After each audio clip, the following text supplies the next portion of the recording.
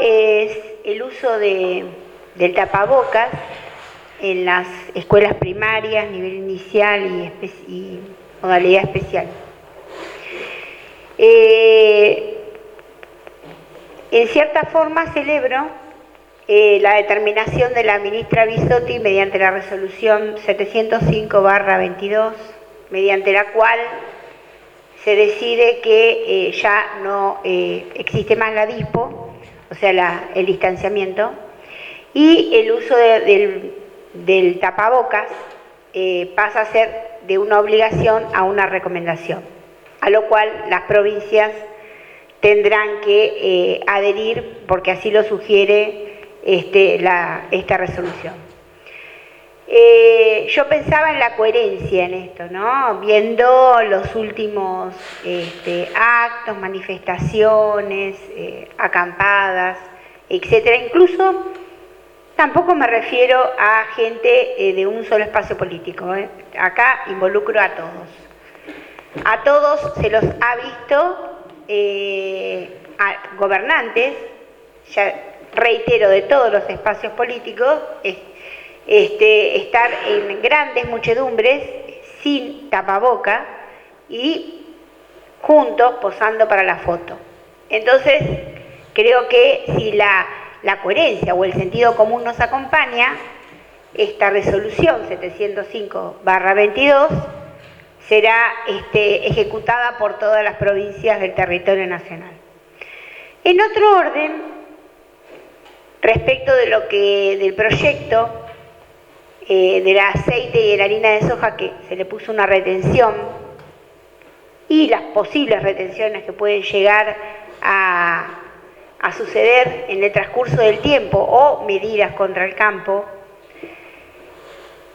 debo decir que según un estudio de la Fundación Agropecuaria para el Desarrollo de la Argentina, actualmente cada 100 pesos que genera el campo, el gobierno se queda con casi 65, eran 64,8, una cosa así, debido a la gran presión impositiva que sufre el sector rural. Eso lo dejo como un dato a tener en cuenta porque llama a la reflexión. Justo el sector rural, que es el área que saca las papas del fuego de este país, que siempre lo ha hecho, y que tenemos que defender más nosotros que vivimos en una zona netamente agropecuaria. Y por último, me voy a referir al proyecto que presenté de acompañamiento a un proyecto de ley respecto a la detección de los latidos cardíacos en los fetos antes de la práctica de una IV. Y hablando de coherencia y siguiendo con la coherencia, voy a manifestar lo siguiente. Muchos asocian esto al tema religioso y dicen iglesia, Estado, asuntos separados. Estaría de acuerdo yo con eso, pero estaría de acuerdo si hubiera una coherencia en la legislación respecto de eso, cosa que eso no existe.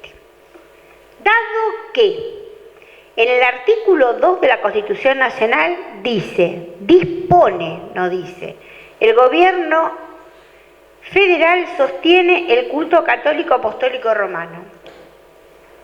Bien.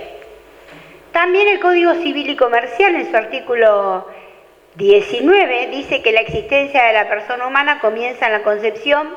Esto es a partir del momento de la formación del embrión o cigoto.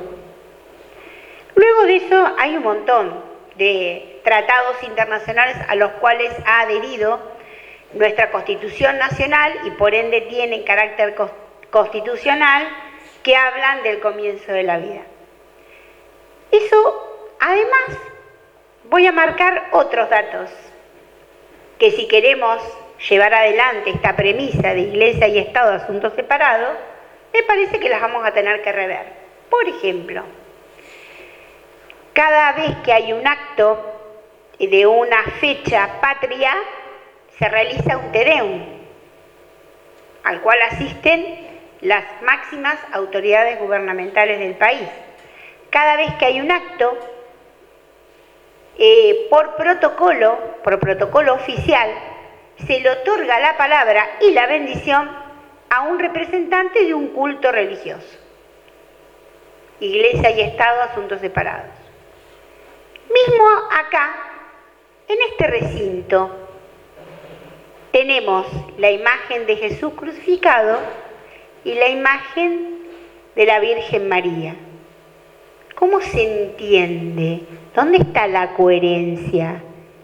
Entonces, cuando perseguimos una premisa, miremos entonces todo lo que estamos haciendo, todo lo que nos rodea, la parte legal, la parte, digamos, práctica, que es lo que estamos haciendo todas las autoridades, sea a nivel municipal, provincial y nacional. Eso por un lado. Por el otro lado, seguimos con la coherencia. Cuando hablamos de una situación de conciencia, claro, sí, obvio, es una situación de conciencia y es una situación de ciencia también. Por ejemplo, las ciencias médicas dicen que los fetos o niños en gestación disponen de un ADN propio desde el momento que se produce la fertilización o concepción y que ya cuentan con sus propias huellas digitales a partir de las 8 semanas de gestación. Se ha probado que el desarrollo del cerebro comienza a los 18 días y se ha detectado actividad cerebral a partir de las 7 semanas, concluyendo que es capaz de sentir dolor, lo que ha despertado, claro, la preocupación de la comunidad científica ante estas alternativas. Los países más avanzados, los que ya tienen aprobada la ley del IVE hace muchísimas décadas, han retrotraído en algunas medidas, y esto es una de estas, ¿no? O sea, la aprobación de los latidos fetales cuando a una gestante, como se le dice ahora, se le hace escuchar el latido del corazón. Está probado que disminuye notoriamente el porcentaje de abortos. Eso es porque han tomado conciencia, justamente, conciencia. Y cuando hablamos de derechos, porque acá también entra la cuestión de derechos, ¿cómo es la cuestión de los derechos acá? ¿Quién tiene derecho? ¿Quién no tiene derecho? Acá hay alguien que no tiene derecho, seguramente, que es la persona en gestación que está dentro del vientre. Esa no tiene derecho, lo pierde. Y les voy a decir un dato de la Dirección de Salud, de la Dirección Nacional de Salud Sexual y Reproductiva. Esto está sacado de la página oficial, que actualizó el informe en implementar de los abortos practicados, un total en el año 2021 de 64.164 abortos. 64.164 argentinos que perdieron su derecho. Esos son los derechos. Me parece a mí que cuando hablamos de conciencia, hablamos de Iglesia y Estado, asuntos separados, hablamos de derecho, pensemos en lo que estamos diciendo, si no estamos incurriendo en un acto de incoherencia total.